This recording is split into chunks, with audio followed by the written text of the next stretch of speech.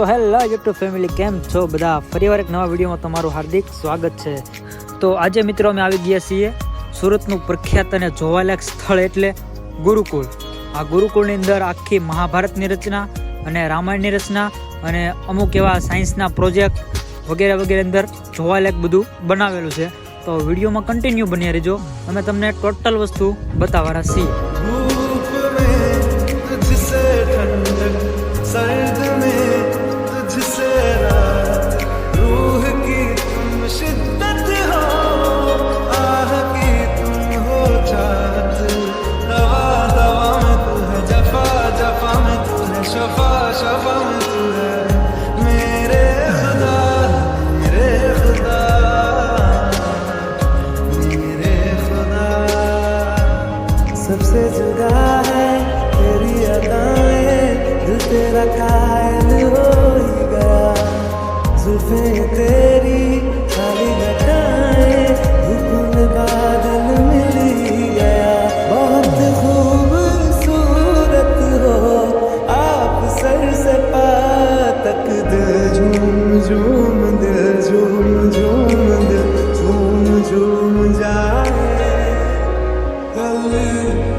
તો મિત્રો તમે બહારનો થોડોક વ્યૂ જોઈ લીધો છે અને હવે અમે જઈએ છીએ ટિકિટ બારી તરફ. અહીંયા પાન માવા ગુટકા વગેરે અથવા તમારી સાથે કોઈ પણ સામાન હોય અંદર લઈ જવા દેવામાં આવતું નથી.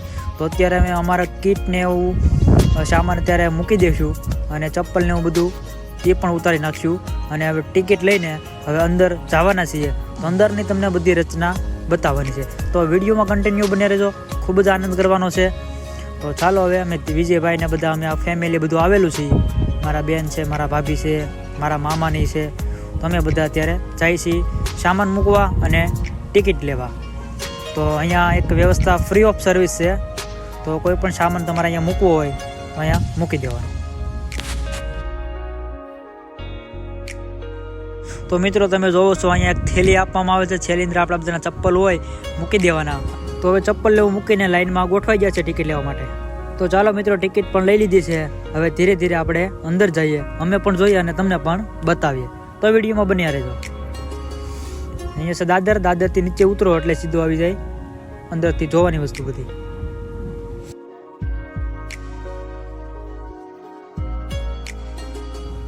તો શરૂઆત આપણે નમસ્કારથી કરીએ અને ત્યાર પછી બજરંગ બલ્લીથી શરૂઆત કરીએ અને ધીમે ધીમે આપણે અંદર જઈએ અને આપણા એવા વિઘ્નહર્તા એવા શ્રી ગણેશના દર્શન કરીને આપણે ગેટની અંદર પ્રવેશ કરવાનો છે.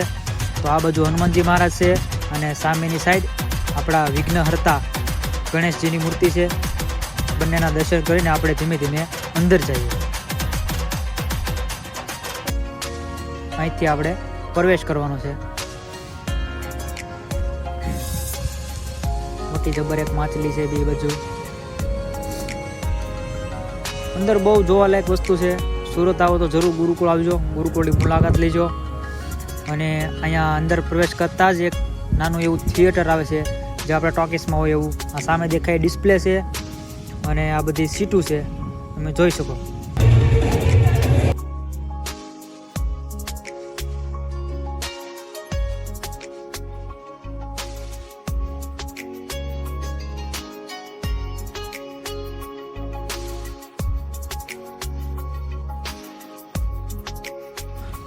તો મિત્રો અહીંયા છે બાલ ઘનશ્યામનો ઝૂલો, તમે જોઈ લો. અહીંયા બધા ઝૂલા આવે છે, બાલ ઘનશ્યામનો ઝૂલો. અને મિત્રો અહીંયા બધી જ કૃતિ જે મૂર્તિ છે એ બધી લાઈવ બનાવેલી છે. જે ઓટોમેટિક હાથ હલતા હોય, મોઢું હલતું હોય, જો ઓટોમેટિક હિસકો હાલે છે એ રીતની બધી સિસ્ટમ ગોઠવેલી છે.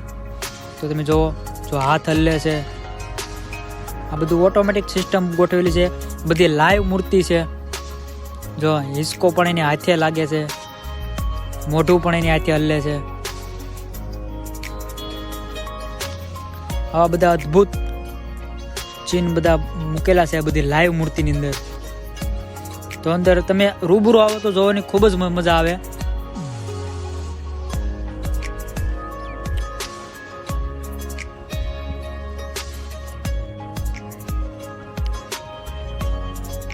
અહીંયા પહેલવાનો દ્વારા કૃષ્ણ ભગવાનને ખેંચવાની ટ્રાય કરે છે. આ પ્રસંગ મિત્રો જ્યારે કંસ વસ્ત્ર દહન કરે છે ત્યારનો આખો તૈયાર કરવામાં આવેલો છે. વાસુકી દેવકી અને કંસ એનો આખો આ પ્રસંગ છે.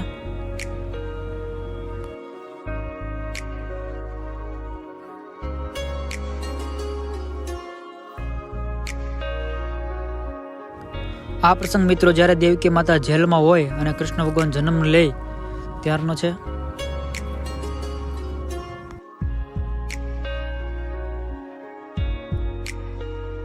કૃષ્ણ ભગવાન જ્યારે નાના હતા અને ગેડી દડા રમતા રમતા આ એક ઝેરી એવા તળાવમાં કાળિયા નાગનો જે વધ કરે છે એ સીન આખો તૈયાર કરેલો છે.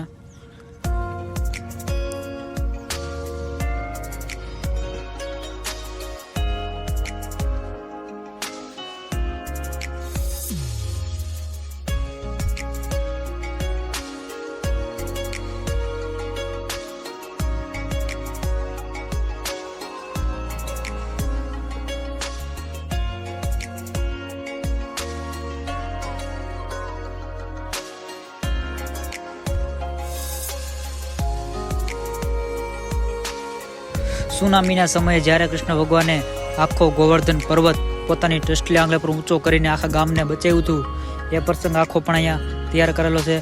અને અહીંયા તમે જોઈ શકો છો લાઈવ વરસાદ પણ ચાલુ છે, એ બધી સિસ્ટમ ગોઠવેલી છે, પાણી પણ પડે છે.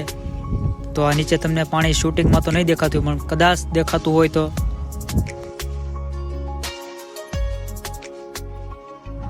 આ સીન મિત્રો જ્યારે શ્રી રામ અને લક્ષ્મણ તાડકાનો વધ કરે છે એ છે.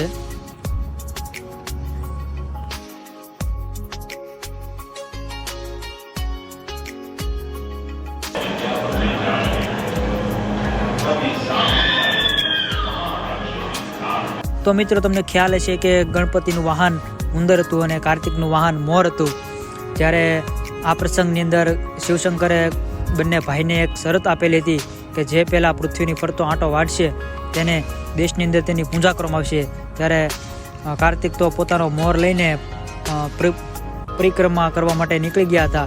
અને જ્યારે ગણેશજીએ પોતાની બુદ્ધિથી પોતાના માતા પિતાની ફરતો એકવાર પરિક્રમા કરી અને પોતે વિજેતા બને છે અને આખા દેશમાં તેની પૂજા કરવામાં આવે છે. રાવણ જ્યારે સીતામાનું હરણ કરીને લાવે છે એ સીન આખો આ બનાવેલો છે.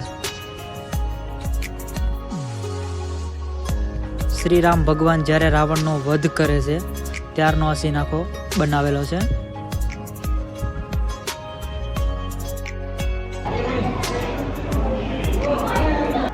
મિત્રો રાવણ જ્યારે સીતા માતાનું હરણ કરી લઈ ગયો ત્યારે શ્રી રામ ભગવાનને ત્યાં પહોંચવા માટે આ એક સેતુ પુલ તૈયાર કર્યો હતો.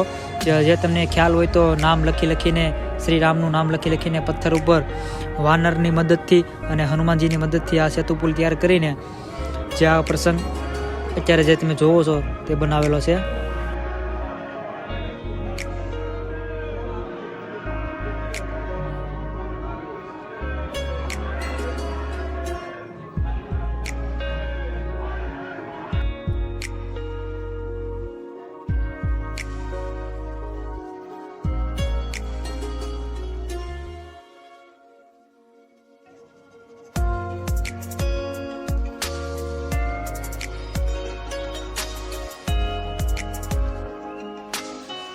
શ્રવણ જ્યારે તેના અંધ માતા પિતા સાટુ નદી કિનારે પાણી ભરવા માટે જાય છે ત્યારે આ એક તીર એને લાગી જાય છે. એ આખો સીન તૈયાર કરેલો છે. સુદામા અને શ્રી કૃષ્ણ ભગવાનની બંનેની ગાઢ મિત્રતા હતી. તો તમને ખ્યાલ જ હશે જ્યારે સુદામા તેના મિત્રને મળવા માટે આવે છે ત્યારે શ્રી કૃષ્ણ ભગવાન તેની હાલત જોઈને ચોંકી જાય છે અને તેને પગ ધોઈને તેનું હાર્દિક સ્વાગત કરે છે. એ પ્રસંગ પણ આખો અહીંયા કમ્પ્લીટ બનાવવામાં આવેલો છે. જ્યારે મહાભારતનું આખું આલેખન કરવાનું હતું ત્યારે એમ કહેવાય છે કે ગણેશજી પાસે પેન નહોતી ત્યારે તેને પોતાના દાંતનો ઉપયોગ કરીને આખા મહાભારતની રચના તૈયાર કરી હતી. એ સીન છે. તો મિત્રો અંદરની આટલી વસ્તુ આપણે જોઈને હવે પોગી ગયા છીએ સિંહની ગુફામાં. તો હવે સિંહની ગુફાની અંદર જઈએ અને પેલી બાજુ બહાર નીકળી જઈએ. તો ચાલો ધીમે ધીમે આપણે અંદર જઈએ.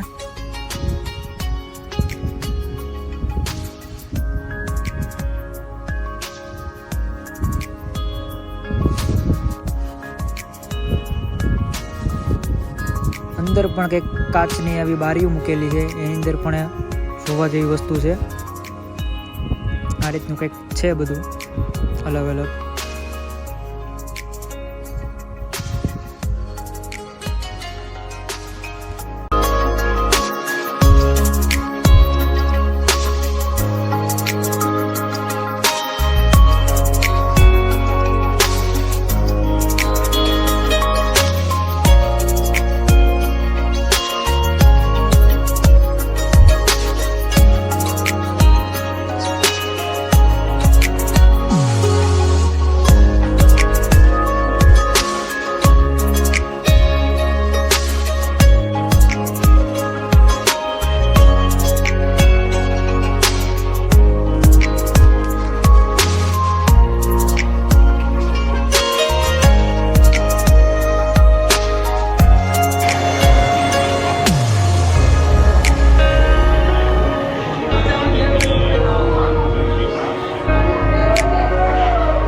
આ કપલ ડાન્સ માટેનું છે.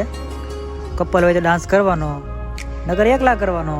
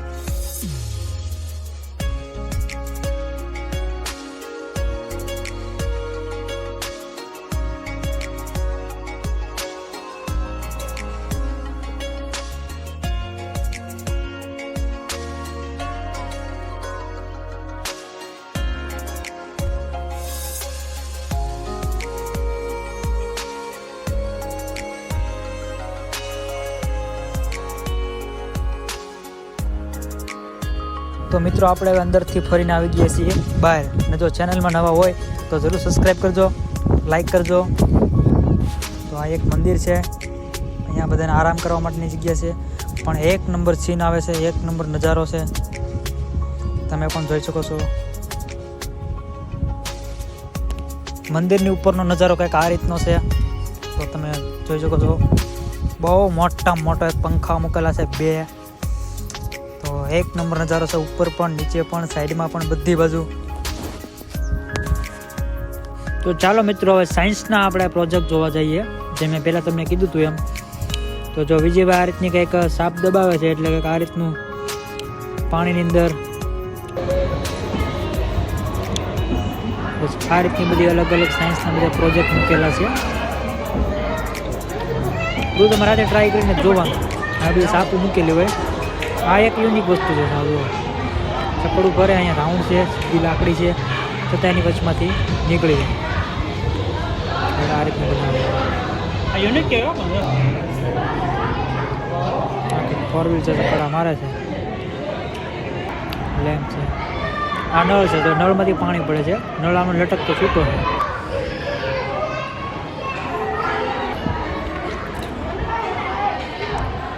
પછી આ કંઈક છે ખાંડવાનું. તો અહીંથી સાપ દબાવો એટલે ચાલુ. આપણે રીતે બધું જોઈ લઈએ. પછી આ નીચે ટાંચણી છે, નીચેથી આપણે ખોલે આપણો પંજો બતાવે. હવે આપણે પહોંચી ગયા છીએ મિરર હાઉસ, જે અંદર કાચ છે, કાચનું ઘર. એમાં તમને રસ્તો જ ખબર ન પડે, રસ્તો કઈ જગ્યાએ છે. બસ આમને માયલું જવાનું, બીજી ભાઈ ગોતે છે રસ્તો. તમને લાગે ના રસ્તો જ છે, હકીકતમાં ના રસ્તો હોય નહીં. જોજો આગળ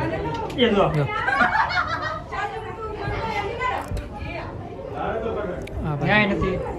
હા બહુ આ બધું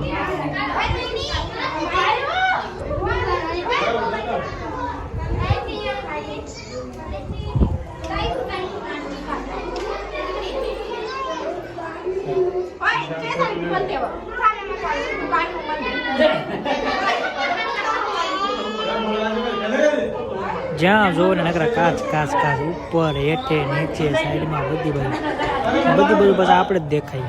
એ તો આપણે જ દેખાય ને. છોકરા બધા મોજમાં આવી જાય. હાવ નાના છોકરા ભટકાય વધારે. લંબુ ને ગોળકા ને લાંબા દેખાય, ટૂંકા દેખાય, જાડા દેખાય ને એવા કાચ.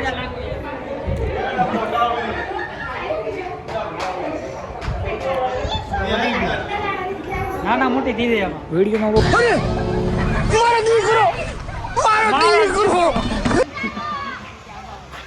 કટો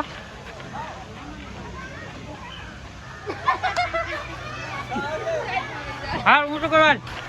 તો મિત્રો અહીંયા એક ગાર્ડનમાં એક આવડો કડો છે. તો બધા એમ કહે છે કે આ કોઈથી ઊંચું ન થાય, બધા ટ્રાય મારતા હોય છે. 7-8 મણનું છે આ. તો બધા ટ્રાય મારે છે, ઉમાયેલું બોલ કરે છે બધા. જોઈએ આ ભાઈ છે એ ટ્રાય કરે છે. શું થાય કે હાલો ઉપાડી ગયો. લાંબા થઈ ગયા, લાલ લાલ ટેટા જેવા થઈ ગયા. બધાની ફરમાઈશ હતી કે હું એકવાર ટ્રાય મારું. તો હાલો આપણે તો એક ભાઈએ તો ઊંધા માથે નાખી દીધું. કાંઠિયાવાડી કાસો પડે. તો રખડતા રખડતા મિત્રો અહીંયા ગાર્ડનમાં આવી ગયું છે રાક્ષસની ગુફા. તો રાક્ષસની ગુફામાં ગળવાનું છે અને ઓલી બાજુ આપણે ગાર્ડનમાં નીકળવાનું. ચાલો ધીમે ધીમે અંદર ગળીએ. તો આ છે રાક્ષસની ગુફા. અત્યારે જો કાંઈ અંદર સાઉન્ડ હતું ભૂતનું એ ત્યારે બધું બંધ છે. તો અહીંયા ગુફામાંથી બહાર નીકળતા આવી ગયો છે ઝૂલતો પુલ. એમાં ઝૂલતા પુલમાં ચડી છે ને વિજયભાઈ બધાને બીવરાવે છે અને બાકી બધા ઠેકડા મારે છે. વિજયભાઈ તોડી નાખતા નહીં કે અમે વાંહે ગળી જાવ. તો મિત્રો આ વ્લોગને આપણે અહીંયા એન્ડ કરી છે, કારણ કે વિડીયો બહુ મોટો થઈ જાય તો તમને કંટાળો આવશે. હવે નેક્સ્ટ વિડીયોમાં